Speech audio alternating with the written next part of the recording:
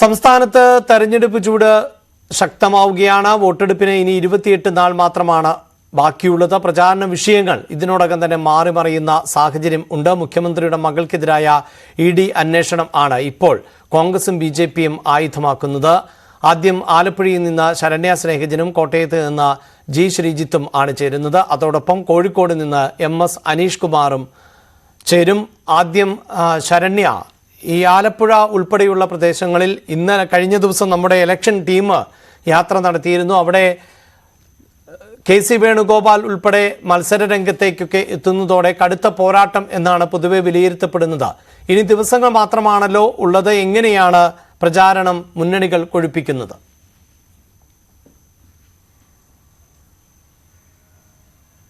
അഭിലാഷ, തീർച്ചയായും രാജ്യത്ത് തന്നെ നടക്കുന്ന പ്രധാന മത്സരങ്ങളിലൊന്ന്, പ്രത്യേകിച്ച് AICC general secretary KC Venugopal ആലപ്പുഴയിൽ മത്സരിക്കാനെത്തിയതോടെ രാജ്യത്തെ തന്നെ ശ്രദ്ധേയമായ തിരഞ്ഞെടുപ്പുകളിലൊന്ന് ആലപ്പുഴ പാർലമെന്റ് മണ്ഡലത്തിൽ നടക്കുന്ന തിരഞ്ഞെടുപ്പാണ്.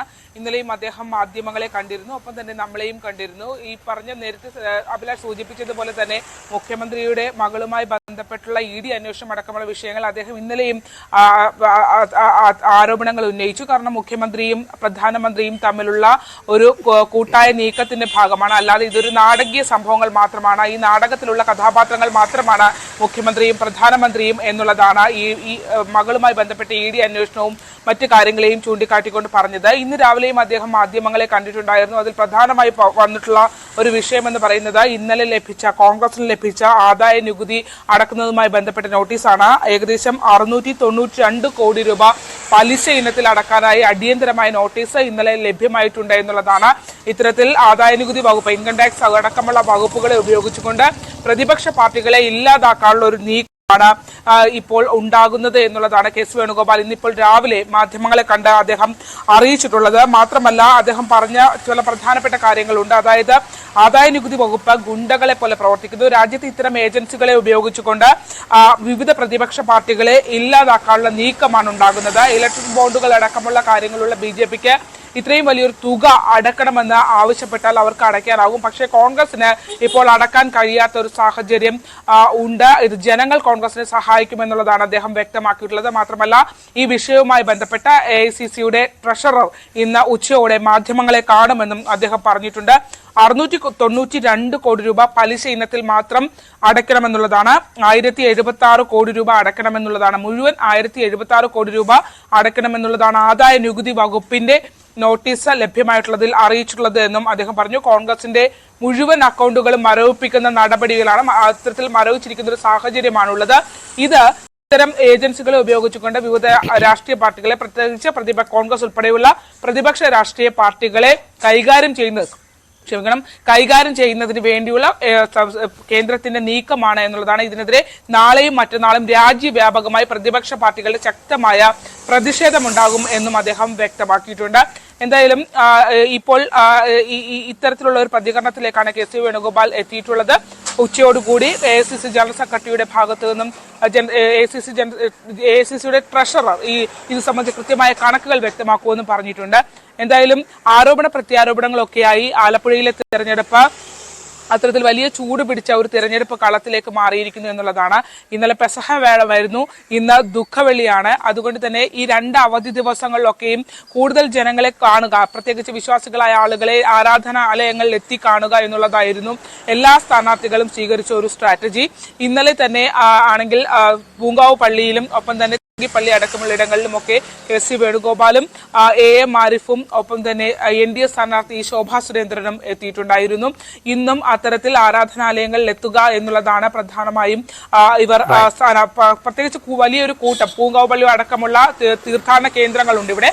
അതുകൊണ്ട് തന്നെ അവിടേക്ക് എത്തുക. ഇന്ന് KCയുടെ റോഡ് ഷോ ഉണ്ട്. അതായത് തൃക്കുന്നപ്പുഴ, ആറാട്ടുപുഴ തീരദേശ മേഖലയിലുള്ള റോഡ് ഷോ ഇന്ന് തീരുമാനിച്ചിട്ടുണ്ട്. ശോഭാ സുരേന്ദ്രൻ ഇന്നും വിവിധ ഇടങ്ങളിലായി ചേർത്തലയും അരൂറും അടക്കമുള്ള പ്രദേശങ്ങളിലെത്തി അവിടെയുള്ള കൂടുതൽ ആളുകളെ വീടുകളിലെത്തിയൊക്കെ കാണാനുള്ള ഒരു ശ്രമം കൂട്ടായ പ്രവർത്തകരുമായി ഉണ്ട് എന്നുള്ളതാണ്. മറ്റൊരു കാര്യം, ശോഭാ സുരേന്ദ്രനുമായി ബന്ധപ്പെട്ട് ചില അതൃപ്തികൾ BJPക്കുള്ളിൽ ഉയരുന്നു എന്നുള്ളതാണ്. അതായത് ശോഭാ സുരേന്ദ്രനെ വേണ്ട രീതിയിൽ ഉപയോഗിക്കാത്ത ഒരു സാഹചര്യം BJPയുടെ പ്രവർത്തനവുമായി ബന്ധപ്പെട്ട് ഈ തെരഞ്ഞെടുപ്പിൽ ആലപ്പുഴയിൽ അത്തരത്തിലൊരു ആരോപണം ഉണ്ടായിട്ടുണ്ട്. അത്തരത്തിൽ ശോഭാ സുരേന്ദ്രൻ ഈ വിഷയത്തിൽ അതൃപ്തി ഉണ്ട് എന്നുള്ള സൂചനകളും നമുക്ക് ലഭ്യമാകുന്നുണ്ട്. ഇത്രയും ഒരു ശോഭാ സുരേന്ദ്രനെ പോലെയുള്ള ഒരു സ്ഥാനാർത്ഥിത്വത്തെ വേണ്ട രീതിയിൽ ഉപയോഗിക്കുന്നില്ല എന്നുള്ള ആരോപണം നിലനിൽക്കുന്നു. അത്തരമൊരു കുറിപ്പ് NDAക്കുള്ളിൽ ഇപ്പോൾ ഉയർന്നു വരുന്നുണ്ട് എന്നുള്ള സാഹചര്യവും പറയേണ്ടിയിരിക്കുന്നു. 2019 ലോക്സഭാ തെരഞ്ഞെടുപ്പിൽ വലിയ കരുത്ത് കാണിച്ച സ്ഥാനാർത്ഥി കൂടിയാണ് ശോഭാ സുരേന്ദ്രൻ. മധ്യ കേരളത്തിലേക്ക് വരുമ്പോൾ കോട്ടയം, പ്രത്യേകിച്ച് ശ്രീജിത്ത്, ഇന്നിപ്പോൾ ദുഃഖവെള്ളിയാണ്. ഏറ്റവും കൂടുതൽ ക്രൈസ്തവർ ഉള്ള ഒരു മേഖലയാണത്. മാത്രമല്ല ഈ കേരള കോൺഗ്രസിന്റെ ഒക്കെ ഒരു നിലനിൽപ്പ് തന്നെ ക്രിസ്ത്യൻ വോട്ടുകളെയൊക്കെ അടിസ്ഥാനപ്പെടുത്തിയാണല്ലോ. അപ്പോൾ ഇന്നിപ്പോൾ ഈ സ്ഥാനാർത്ഥികളൊക്കെ ഇതിന്റെ ഭാഗമായി എന്ന് പറയേണ്ടതില്ലല്ലോ, അല്ലേ?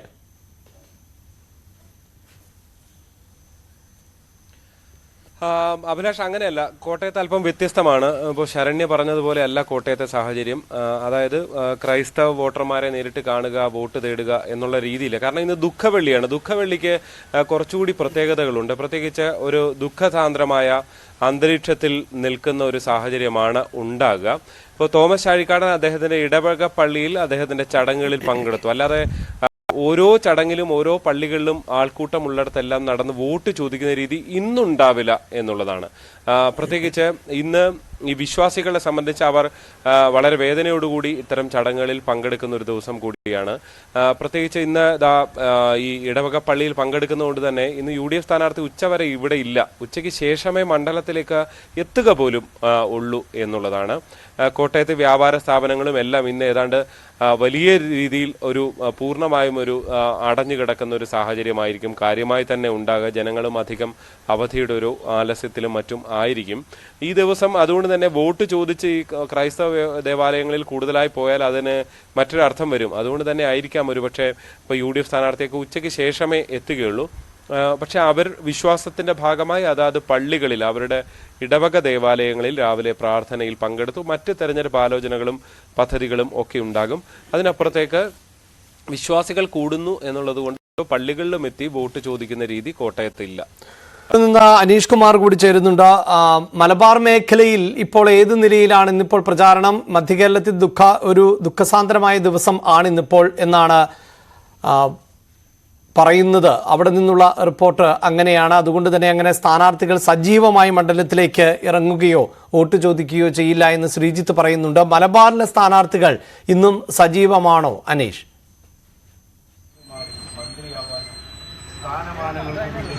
ഇന്ന് മലബാറിലെ തെരഞ്ഞെടുപ്പ് വോട്ടഭ്യർത്ഥനയെ കാര്യമായി ഈ ദുഃഖവെള്ളി ബാധിച്ചിട്ടില്ല. നിലവിൽ തന്നെ നോമ്പ് കാലമായതുകൊണ്ട് തന്നെ അത്തരത്തിൽ സമയം ക്രമീകരിച്ചാണ് മലബാർ മേഖലയിൽ പ്രചരണം നടക്കുന്നത്. നമ്മളിപ്പോൾ കോഴിക്കോട് മണ്ഡലത്തിലെ LDF സ്ഥാനാർത്ഥി എളമരം കരീമിന്റെ തെരഞ്ഞെടുപ്പ് പര്യടനത്തിലാണ്. അദ്ദേഹം രാവിലെ 7 മണി മുതൽ തന്നെ പര്യടന പരിപാടികൾ ആരംഭിച്ചിരിക്കുന്നു. ഓരോരോ പോയിന്റുകളായി തീർത്തുകൊണ്ടിരിക്കുന്നു. കോഴിക്കോട് സൗത്ത് മണ്ഡലത്തിലെ ഭാഗങ്ങളിലാണ് ഉള്ളത്. ചെണ്ടമേളവും മറ്റ് വളരെ വെടിക്കെട്ടൊക്കെ അടക്കമുള്ള കാര്യങ്ങൾ ഒരുക്കിയാണ് സ്ഥാനാർത്ഥിയെ സ്വീകരിക്കുന്നത്. എന്തായാലും മുൻകാലങ്ങളിൽ തുറന്ന വാഹനത്തിലേറിയാണ് സ്ഥാനാർത്ഥികൾ പോയതെങ്കിൽ ഇത്തവണ ആ അവസ്ഥയ്ക്ക് ചെറിയ മാറ്റം വന്നിരിക്കുന്നു.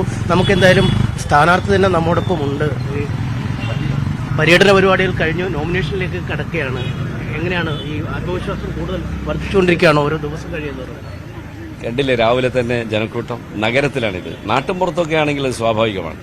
ഞാൻ ഒരു 10ലേറെ തെരഞ്ഞെടുപ്പിന്റെ പ്രവർത്തനത്തിൽ ഭാഗമാക്കാണ് ഈ നഗരത്തിൽ. എനിക്ക് ഇതുവരെ ഇല്ലാത്തൊരു അനുഭവമാണ്. തോട്ടത്തിൽ രവി പറയായിരുന്നു, അദ്ദേഹം MLA ആകുന്നതിന് മുമ്പ് കോർപ്പറേഷൻ മേയർ, ഈ നാട്ടിലെ എല്ലാ പ്രവർത്തനത്തിനും പങ്കാളിയാണ്. ഇങ്ങനെ ഒരു ആവേശകരമായ ജനക്കൂട്ടത്തെ ഞങ്ങൾ കണ്ടിട്ടില്ല. ഒരു മാറ്റത്തിന് വേണ്ടി അവർ ആഗ്രഹിക്കുന്നു, ഇടതുപക്ഷത്തെ അവർ വിശ്വസിക്കുന്നു. ആ വൈകാരികതയാണ് ഞങ്ങൾ തമ്മിലുള്ള അടുപ്പം. ഈ നോമ്പുകാലമാണ്, ദുഃഖവെള്ളിയാണ്, ഇത്തരം സാഹചര്യങ്ങളൊക്കെ ഉണ്ട് അല്ലെ? എന്നിട്ടും ജനങ്ങൾ വന്ന് സ്വീകരിക്കുന്നു, സ്ഥാനാർത്ഥിയോട് വളരെ അടുപ്പം കാണിക്കുന്നു, ഇടതുപക്ഷം ജയിക്കണമെന്ന വികാരം അവർ ഉയർത്തിക്കൊണ്ടുവരുന്നു. രാഷ്ട്രീയ സാഹചര്യങ്ങൾ മാറുകയാണ്. നേരത്തെ SFIO ആണെങ്കിൽ ഇപ്പോൾ ED തന്നെ നേരിട്ട് കളത്തിലിറങ്ങുകയാണ്. ഈ EDയുടെ വരവിനെ ഒരു രാഷ്ട്രീയമായി നിങ്ങൾ കാണുന്നുണ്ടോ? ED എന്ന് പറഞ്ഞാൽ ഇലക്ഷൻ ഡ്യൂട്ടി എന്നാണ് ഇപ്പോൾ പറയുന്നത്. കേജ്രിവാളിനെ അറസ്റ്റ് ചെയ്ത് ജയിലിലാക്കിയത് എന്തടിസ്ഥാനത്തിലാണ്?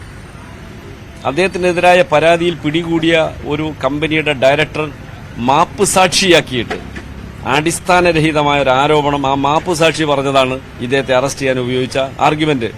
ഇതെന്തൊരു തോന്നിവാസം! ഇതുപോലെ തന്നെയാണ് ഹേമന്ത് സോറനെ പിടിച്ചത് ജാർഖണ്ഡ്. ഒരു അഴിമതിയും ഇതുവരെ തെളിയിക്കാൻ പറ്റിയിട്ടില്ല, ജയിലിലിട്ടിരിക്കുക.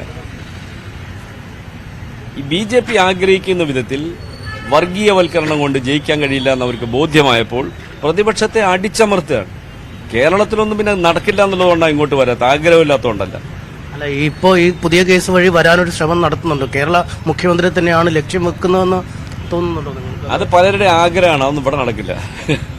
കേരളത്തിൽ നടക്കില്ല, ഇല്ലെന്ന് തന്നെയാണ് വിശ്വസിക്കുന്നത്. തീർച്ചയായിട്ടും അനങ്ങാൻ പറ്റില്ല. ഒപ്പം ഈ കോൺഗ്രസ് ഇപ്പോൾ പരിഹസിക്കുന്നത് ഈ LDF മത്സരിക്കുന്ന അല്ലെങ്കിൽ CPM മത്സരിക്കുന്നത് ഈ ചിഹ്നം രക്ഷപ്പെടുത്താൻ വേണ്ടിയാണ്. ഈനാമ്പേച്ചിയും അരപ്പട്ടിയും നീരാളിയും ഒന്നും വരാൻ വേണ്ടിയല്ല, പക്ഷെ ഞങ്ങൾ മത്സരിക്കുന്നത് ഇന്ത്യ ഭരിക്കാനാണ് എന്നാണ് അവകാശപ്പെടുന്നത്. കോൺഗ്രസിന്റെ ദയനീയമായ അവസ്ഥ കാണുന്ന ഒരാൾക്കും അവരുടെ ഈ അവകാശവാദം ശരിയാണെന്ന് പറയാൻ പറ്റില്ല. ഭരണമുണ്ടായിരുന്ന, നേരത്തെ ഭരിച്ചിരുന്ന മധ്യപ്രദേശിലും രാജസ്ഥാനും അവർ നഷ്ടപ്പെടുത്തി. ഹിമാചൽ പ്രദേശിലെ 8 MLA-മാർ ഉത്തരാഖണ്ഡിൽ BJPയുടെ കസ്റ്റഡിയിലാണ്. എന്നാണ് ആ ഗവൺമെന്റ് പൊളിഞ്ഞു വീഴുകയെന്നറിയില്ല. അവർക്ക് ഇന്ത്യ രാജ്യത്ത് എവിടെയാണ് സ്വാധീനമുള്ളത്? അവർക്ക് നിലവിലുള്ള അവസ്ഥ പുനഃസ്ഥാപിക്കാൻ കഴിയുമെന്ന് സംശയമാണ്. ഇടതുപക്ഷ പ്രാദേശിക മതേതര പാർട്ടികൾ ചേർന്ന ഒരു കൂട്ടുകെട്ടായിരിക്കും പാർലമെന്റിൽ ഡോമിനേറ്റ് ചെയ്യുക. ആ കൂട്ടത്തിൽ കോൺഗ്രസും ഉണ്ടാവും. ഞങ്ങൾ കോൺഗ്രസുമായി ചില സംസ്ഥാനങ്ങളിൽ ധാരണയുണ്ടാക്കുന്നുണ്ട്. BJP ഇതര വോട്ടുകൾ ഭിന്നിക്കാതിരിക്കാൻ ആത്മാർത്ഥമായി ചെയ്യുന്നുണ്ട്. എന്നാൽ BJPക്കെതിരായി ഫൈറ്റ് ചെയ്യേണ്ട രാഹുൽ ഗാന്ധി ഇവിടെ LDF-നെതിരായി മത്സരിക്കാനാണ് വന്നിരിക്കുന്നത്. രാഷ്ട്രീയ പാപ്പരത്വം എന്ന് പറഞ്ഞാൽ അതാണ്. അദ്ദേഹത്തിന് ധൈര്യമുണ്ടെങ്കിൽ ഉത്തർപ്രദേശിലോ ബീഹാറിലോ മുഖാമുഖം BJPയോട് ഏറ്റുമുട്ടണം. ഇവിടെ എന്ത് BJP ഉള്ളത്? ഇവിടെ LDF-ഉം UDF-ഉം മത്സരിച്ചാലും BJP ജയിക്കില്ല. ഇതാണ് കോൺഗ്രസ്. കോൺഗ്രസിനെ വിശ്വസിച്ചുകൊണ്ട് ഇന്ത്യയിൽ മതനിരപേക്ഷത വിജയിപ്പിക്കാൻ കഴിയുമെന്ന് ഒരാളും വിശ്വസിക്കുന്നില്ല. എന്താണ് നോമിനേഷൻ? 3-ാം തീയതി. എന്തായാലും 3-ാം തീയതി അദ്ദേഹം നോമിനേഷൻ നൽകും. UDF സ്ഥാനാർത്ഥി MK രാഘവൻ ഇന്ന് ബാലുശ്ശേരി മേഖലയിലാണ് പര്യടനം നടത്തുന്നത്. അദ്ദേഹം നാളെ പത്രിക സമർപ്പിക്കും എന്നാണ് അറിയിച്ചിരിക്കുന്നത്. എന്തായാലും കോൺഗ്രസിനെതിരെ രൂക്ഷമായ വിമർശനങ്ങളാണ് എളമരം കരീം മുന്നോട്ട് വയ്ക്കുന്നത്. അഭിലാഷ്, എളമരം കരീമിനൊപ്പം ആണ് അനീഷ് കുമാർ ഉണ്ടായിരുന്നത് എങ്കിൽ ഞങ്ങളാണ് അവിടെ പത്തനംതിട്ട ലോക്സഭാ മണ്ഡലത്തിൽ ഒരു MPA ഉണ്ടായിരുന്നു. അത് ആന്റോ ആന്റണിയാണ്. ഇത്തവണ മണ്ഡലം പിടിക്കാമെന്ന പ്രതീക്ഷയിൽ മുൻ ധനമന്ത്രി തോമസ് ഐസക്കിനെ LDF കളത്തിൽ ഇറക്കിയപ്പോൾ NDA സ്ഥാനാർത്ഥി അനിൽ ആന്റണിക്കായി പ്രചാരണത്തിനെത്തിയ പ്രധാനമന്ത്രി നരേന്ദ്രമോദി തന്നെയാണ്. തിളച്ചുമറിയുന്ന പത്തനംതിട്ട മണ്ഡലത്തിലൂടെ രഞ്ജിത്ത് രാമചന്ദ്രനും കിരൺ ബാബു. പത്തനംതിട്ടയിൽ വലിയ പോരാട്ട ചൂടാണ്. കാരണം മറ്റൊന്നുമല്ല, നമുക്കറിയാം കഴിഞ്ഞ തെരഞ്ഞെടുപ്പിന്റെ ഒരു പ്രത്യേകത ഇവിടെ BJP സ്ഥാനാർത്ഥി K. സുരേന്ദ്രനായിരുന്നു. 2,97,000 വോട്ട് വാങ്ങിയ ഒരു മണ്ഡലമാണ്. അവിടെയാണ് BJPയുടെ സാന്നിധ്യം മണ്ഡലത്തിൽ അറിഞ്ഞു തുടങ്ങിയ ഒരു തെരഞ്ഞെടുപ്പായിരുന്നു അത്. ശബരിമലയുടെ സ്വാധീനമൊക്കെ വലിയ ഘടകമായിരുന്നു അന്ന്. ഇത്തവണ തോമസ് ഐസക്കും പോലെ വളരെ പ്രധാനപ്പെട്ട ഒരു LDF നേതാവ്, CPM നേതാവ് ഇവിടെ മത്സരത്തിനെത്തുന്നു. അദ്ദേഹം കഴിഞ്ഞ 2 വർഷമായി ഈ മണ്ഡലത്തിലെ ചുമതല വഹിക്കുന്ന ഒരാൾ കൂടിയാണ്. നേരത്തെയൊക്കെ പത്തനംതിട്ട ഏതാണ്ട് CPM വലിയ താല്പര്യം കാണിക്കാത്ത ഒരു മണ്ഡലമായിരുന്നു. അതനുസരിച്ച് കോൺഗ്രസ് വിട്ടുവന്ന വിമതരെയോ അങ്ങനെയുള്ള അത്ര പ്രാധാന്യമില്ലാത്ത സ്ഥാനാർത്ഥികളൊക്കെ അവതരിപ്പിച്ചിരുന്ന ഒരു മണ്ഡലമായിരുന്നുവെങ്കിൽ ഇത്തവണ അവർ പോരാട്ടം കഴിപ്പിക്കുന്ന ഐസക്കിനെ ഇറക്കി തന്നെയാണ്. കാരണം നമുക്കറിയാം ഓരോ മണ്ഡലത്തിലെ പോരാട്ടവും CPM നിർണായകമായി തന്നെ കാണുന്ന ഒരു തെരഞ്ഞെടുപ്പ് കൂടിയാണ് ഇത്. AK ബാലന്റെയൊക്കെ പരാമർശത്തിൽ നിന്ന് നമ്മളത് മനസ്സിലാക്കിയതുമാണ്. ഇവിടെ ആന്റോ ആന്റണിയെ നേരിടാൻ തോമസ് ഐസക് വരുന്നു. ആന്റോ ആന്റണി നമുക്കറിയാം സിറ്റിംഗ് MP ആണ്. പത്തനംതിട്ട മണ്ഡലം രൂപീകരിച്ച സമയം മുതൽ തന്നെയുള്ള MP ആണ് ആന്റോ ആന്റണി. 4-ാം തവണയാണ് ആന്റോ ആന്റണി ഇവിടെ മത്സരിക്കാൻ ഒരുങ്ങുന്നത്. ഓരോ തവണയും ഭൂരിപക്ഷം കുറഞ്ഞു വരുന്നു എങ്കിൽ പോലും ആന്റോ ആന്റണിയുടെ ജനസ്വാധീനത്തിലൊട്ടും കുറവില്ല. കോട്ടയം ജില്ലയിലെ 2 മണ്ഡലങ്ങളും പത്തനംതിട്ടയിലെ 5 മണ്ഡലങ്ങളും ചേർന്ന ഒരു ലോക്സഭാ മണ്ഡലം കൂടിയാണ് പത്തനംതിട്ട. അങ്ങനെ അവിടെ അനിൽ ആന്റണിയെ അവതരിപ്പിച്ച് BJP വലിയ പോരാട്ടം കാഴ്ചവെക്കാൻ ശ്രമിക്കുന്നു. അങ്ങനെ ഓരോ തരത്തിലുള്ള പ്രത്യേകതയുള്ള സ്ഥാനാർത്ഥികൾ അവതരിക്കുന്ന മണ്ഡലം കൂടിയാണ് പത്തനംതിട്ട എന്ന് കാണണം. കഴിഞ്ഞ തെരഞ്ഞെടുപ്പിൽ നമുക്കറിയാം ആന്റോ ആന്റണി വിജയിച്ചു. വലിയ ശബരിമല തരംഗത്തിൽ UDF കേരളം ഒന്നാകെ തൂത്തുവാരിയപ്പോൾ, ആലപ്പുഴ ഒഴിച്ച് കേരളം ഒന്നാകെ തൂത്തുവാരിയപ്പോൾ UDF-നൊപ്പം നിന്ന ഒരു മണ്ഡലമാണ് പത്തനംതിട്ട. പക്ഷേ ഭൂരിപക്ഷം കുറവായിരുന്നു. അതൊക്കെയാണ് ഇത്തവണ LDF-ന്റെ പ്രതീക്ഷ. BJPയുടെ വോട്ട് വിഹിതം വർദ്ധിപ്പിക്കുന്നതിലെ പ്രതീക്ഷ. നിരവധിയായ ഘടകങ്ങൾ ഈ മണ്ഡലത്തിലുണ്ട്. കിരൺ, കഴിഞ്ഞ തവണത്തെ പോരാട്ടം 2019 വലിയ പോരാട്ടമായിരുന്നു. സാക്ഷാൽ K. സുരേന്ദ്രനെ ഇവിടെ മത്സരിപ്പിച്ചുകൊണ്ട് BJP വലിയ ശ്രമം നടത്തിയ ഒരു മണ്ഡലമാണ്. പക്ഷേ പതിവ് പോലെ കോൺഗ്രസിനാണ് അത് ഗുണം ചെയ്തതും. എന്തായിരുന്നു ആ പോരാട്ടങ്ങളുടെ പ്രത്യേകത? ഈ മണ്ഡലം രൂപീകരിച്ചിട്ടും അധികകാലമായിട്ടില്ല. ഈ മണ്ഡലം രൂപീകരിച്ച കാലം മുതൽ മണ്ഡലത്തിന് ഒറ്റ MP മാത്രമേ ഉണ്ടായിട്ടുള്ളൂ. അത് ആന്റോ ആന്റണിയാണ്. മൂന്ന് മത്സരം 2009-ലായാലും 2014-ലായാലും 2019-ലായാലും ആന്റോ ആന്റണി തന്നെയാണ് വിജയിച്ചത്. പക്ഷേ ആന്റോ ആന്റണി ആദ്യ തെരഞ്ഞെടുപ്പിൽ 51% വോട്ട് നേടി വലിയ ഭൂരിപക്ഷത്തിലാണ് വിജയിച്ചത്. 4 ലക്ഷത്തിന്റെ മാർക്കൊക്കെ കടന്നിരുന്നു. പക്ഷേ പിന്നീട് നടന്ന 2 തെരഞ്ഞെടുപ്പിലും അദ്ദേഹത്തിന്റെ ആകെ വോട്ട് കുറവായിരുന്നു ഉണ്ടായത്. പക്ഷേ BJPയുടെ വളർച്ച കൂടിയാണ് അതിൽ ഒരു പ്രധാനപ്പെട്ടത്. ആദ്യ തെരഞ്ഞെടുപ്പിൽ 2009-ലെ തെരഞ്ഞെടുപ്പിൽ വി രാധാകൃഷ്ണ മേനോൻ മത്സരിക്കുമ്പോൾ 56,000 വോട്ട് മാത്രമാണ് ഉണ്ടായിരുന്നത്. അതിനുശേഷം 2014-ലേക്ക് MD രമേശ് ഇവിടെ സ്ഥാനാർത്ഥിയായി എത്തുന്നു. MD രമേശ് സ്ഥാനാർത്ഥി എത്തുമ്പോൾ ഏകദേശം അത് 1,40,000-അടുത്തേക്ക് 38,000-ലേക്ക് വോട്ട് വിഹിതം ഉയരുന്നു. കഴിഞ്ഞ തെരഞ്ഞെടുപ്പിൽ ഒരു വലിയ പ്രത്യേകത ശബരിമല മണ്ണാണിത്. അതുകൊണ്ട് ശബരിമല ഒരു സമരം, ശബരിമല സ്ത്രീ പ്രവേശനവുമായി ബന്ധപ്പെട്ട വിഷയങ്ങളൊക്കെ ഏറ്റവും കൂടുതൽ ചർച്ച ചെയ്യപ്പെടുകയും ഏറ്റവും കൂടുതൽ വൈകാരികമായി കേരളത്തിൽ അതിന്റെ പ്രതിഫലനം ഉണ്ടാവാൻ സാധ്യതയ്ക്കുള്ള ഒരു സ്ഥലമാണ്. അവിടെ അങ്ങനെയാണ് കെ സുരേന്ദ്രൻ തന്നെ BJP സംസ്ഥാന പ്രസിഡന്റ് തന്നെ ഇവിടെ മത്സരത്തിലേക്ക് എത്തുന്നത്. അവിടെ BJP ഒരു കടുത്ത മത്സരത്തെ കാഴ്ചവെച്ചു. അദ്ദേഹം 2,97,000 വോട്ട് നേടി എന്ന് പറയുമ്പോൾ തന്നെ വളരെ ഉയർന്ന ഒരു ത്രികോണ പോരാട്ടത്തിലേക്ക്, കേരളത്തിൽ ത്രികോണ പോരാട്ടം നടക്കുന്ന മണ്ഡലങ്ങളിൽ തിരുവനന്തപുരം കഴിഞ്ഞാൽ രണ്ടാമത്തെ മണ്ഡലം എന്ന് പറയുന്നത് പത്തനംതിട്ട എന്ന് തന്നെ പറയേണ്ടി വരും. ഈ BJPയുടെ ആ സ്ഥാനത്ത് ഇത്തവണ സ്ഥാനാർത്ഥി എന്നത് അനിൽ ആന്റണിയാണ്.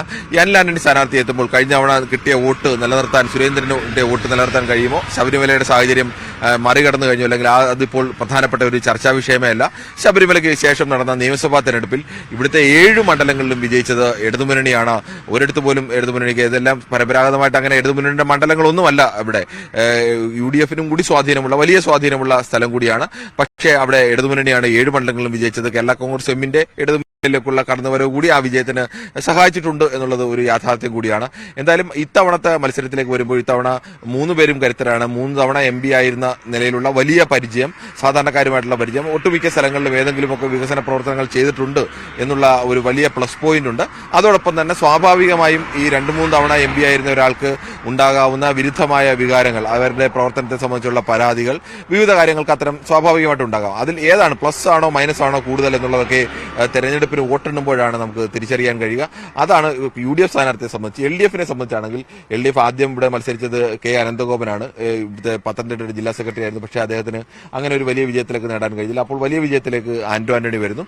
പിന്നീട് അവർ ഫിലിപ്പോസ് തോമസിനെ, കോൺഗ്രസിന്റെ ഇവിടുത്തെ പ്രധാനപ്പെട്ട ഒരു നേതാവിനെ ഇടതുമുന്നണിയിലേക്ക് വന്നുള്ള അദ്ദേഹത്തെ അവതരിപ്പിക്കുന്നു. അപ്പോഴും ആന്റോ ആന്റണിയുടെ വോട്ട് കുറഞ്ഞുവെങ്കിലും ആന്റോ ആന്റണിക്ക് വിജയം ആന്റോ ആന്റണിയുടെ പക്ഷത്ത് തന്നെ നിൽക്കുന്നു. അതിനടുത്ത തവണ വീണ ജോർജ് എന്ന് പറയുന്ന താരതമ്യേന ഇവിടെ അവതരിപ്പിക്കാൻ കഴിയുന്നതിൽ മികച്ച ഒരു സ്ഥാനാർത്ഥിയെ തന്നെ അവതരിപ്പിക്കുന്ന മുന്നണിയിൽ നിന്ന് നിൽക്കുമ്പോൾ ചെറുപ്പക്കാരി എന്നുള്ളത്.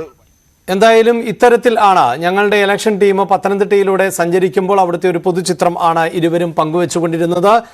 അത് തെരഞ്ഞെടുപ്പ് കാലത്ത് വ്യത്യസ്തമായ കാഴ്ചയാണ് തിരുവനന്തപുരം നെടുമങ്ങാട് പരിയാരത്ത് നിന്നും ഉള്ളത്. സ്ഥാനാർത്ഥികളുടെ ഫ്ലെക്സോ, കൊടിതോരണങ്ങളോ, പോസ്റ്ററോ ഒന്നും ഇവിടെ കാണാൻ കഴിയില്ല.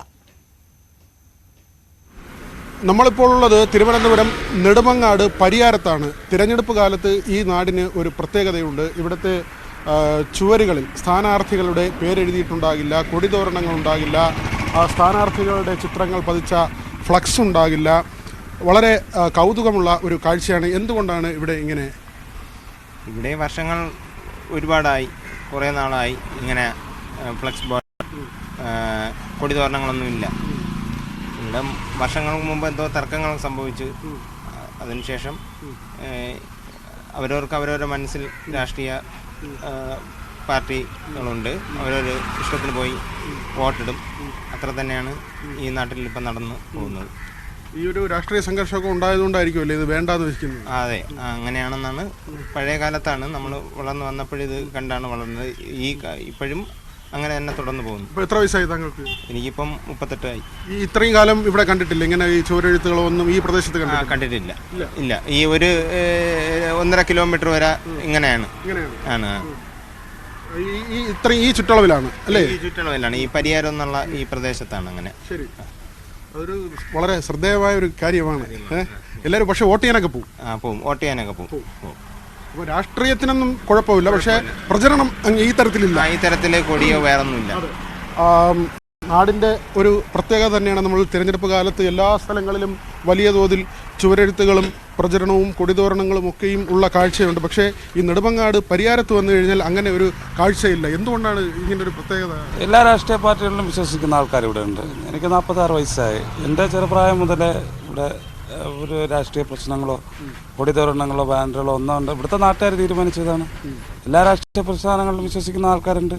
ഇലക്ഷൻ വരും, വോട്ട് ചെയ്യാൻ പോകും. ഒരു പ്രശ്നം ഇതുവരെ ഉണ്ടായിട്ടില്ല. ബോർഡ് കയറല്, ഒരു കൊടിവയ്പ്. എന്നാൽ എല്ലാ രാഷ്ട്രീയ പാർട്ടികൾ വരും, യോഗങ്ങൾക്ക് കൊണ്ടുപോകും. ഈ ഫ്ലക്സ് കീറിയെന്നുള്ള അടിയും ബഹളവും ഒന്നുമില്ല, സമാധാനം ഇതുവരെ ഉണ്ടായിട്ടില്ല. ഇനി മേലെ അങ്ങനെ ഉണ്ടാവേയില്ല. അത് തന്നെയാണ് ഇവിടുത്തെ വിജയം. എല്ലാ രാഷ്ട്രീയ പാർട്ടിക്കാരും പോളിംഗ് ബൂത്തുകൾ ഉണ്ടാകും. വോട്ടിംഗ് ശതമാനത്തിലൊന്നും സാധാരണ ഏതൊരുവിധ ശതമാനത്തിനൊരു എല്ലാ വിഭാഗത്തിൽപ്പെട്ട ജനങ്ങൾ ഇവിടെ ഉണ്ട്. എല്ലാ രാഷ്ട്രീയ പാർട്ടിയിൽ വിശ്വസിക്കുന്ന ആൾക്കാരും ഉണ്ട്. പക്ഷെ ഞങ്ങൾക്ക് പരസ്പരം എന്താണ് ഒരു കൊടി കെട്ടിയുള്ള തർക്കം വേണ്ട. അത് തന്നെ. പക്ഷെ വേറൊരു കാര്യം, നമ്മൾ ഈ പഞ്ചായത്ത് ഇലക്ഷനൊക്കെ വരുമ്പോൾ വാർഡ് വരുമല്ലോ, മുനിസിപ്പാലിറ്റി ആണെങ്കിൽ ആ വാർഡ് വരുമല്ലോ. ഈ വാർഡ് ചെറിയ സ്ഥലമല്ലേ, അപ്പോൾ ആ ചെറിയ സ്ഥലത്തിന്റെ പ്രചരണം വരുമ്പോൾ ആ സമയത്തെങ്കിലും ബോർഡ് ഇല്ല. ഒരു രാഷ്ട്രീയ, നിങ്ങൾ കണ്ടില്ല, ഒരു രാഷ്ട്രീയ പാർട്ടിയുടെ ഒരു കൊടിയും ഇല്ല. വാർഡ് തെരഞ്ഞെടുപ്പിനും വാർഡ് തെരഞ്ഞെടുപ്പിനായിരുന്നാൽ ഇനി ഓൾമോസ്റ്റ് ഒരു ചെറിയൊരു പരിപാടി ആയിക്കോട്ടെ, ഇല്ല കൊടിയില്ല. കൊടി കൊണ്ടുവെക്കാം, പരിപാടി എഴുതിയും കൊണ്ടുവെക്കണം. അത് തന്നെയാണ്. കൊടിയുടെ പേരിൽ ഒരു വഴക്കോ വിപ്ലവോ ഇവിടെ ഉണ്ടാവാൻ പാടില്ല. ഈ വഴി സഞ്ചരിച്ചിട്ട് ഒരു ചുവരെഴുത്ത് പോലും കാണാനില്ല. അത് ഞാൻ പറഞ്ഞില്ല, എനിക്ക് 46 വയസ്സായി. ഈ എൻ്റെ പ്രായത്തിലിടയിൽ ഇതുവരെ ഇവിടെ ഉണ്ടായിട്ടില്ല. ഇല്ല. അപ്പം ആ നിലയ്ക്കാണ് എന്താ പറയുന്നത്. അല്ല, ഇവിടെ അതുകൊണ്ട് ബാക്കിയുള്ള സ്ഥലങ്ങൾ വെച്ച് നോക്കുമ്പം സമാധാനമുണ്ട്. സാധാരണ എല്ലാ സ്ഥലങ്ങളിലും കൊടി കീറുക, അല്ലെ ഫ്ലെക്സ് കീറുക, രാഷ്ട്രീയം പറഞ്ഞുള്ള തമ്മിലൊക്കെയാണ്. ഇവിടെ യുവാക്കളായാലും ഞങ്ങളുടെയൊക്കെ കാലത്ത് ഇവിടെ കൊടി വെച്ചുള്ള ചരിത്രമില്ല. കൊടി വയ്ക്കും, എന്തെങ്കിലും പരിപാടി വന്നു കഴിഞ്ഞാൽ കൊടി വയ്ക്കും, അന്ന് വൈകുന്നേരം അതിനെ മാറ്റും. അതുകൊണ്ട് എല്ലാവരും വളരെ സ്നേഹത്തോടെ പോകുന്നുണ്ട്.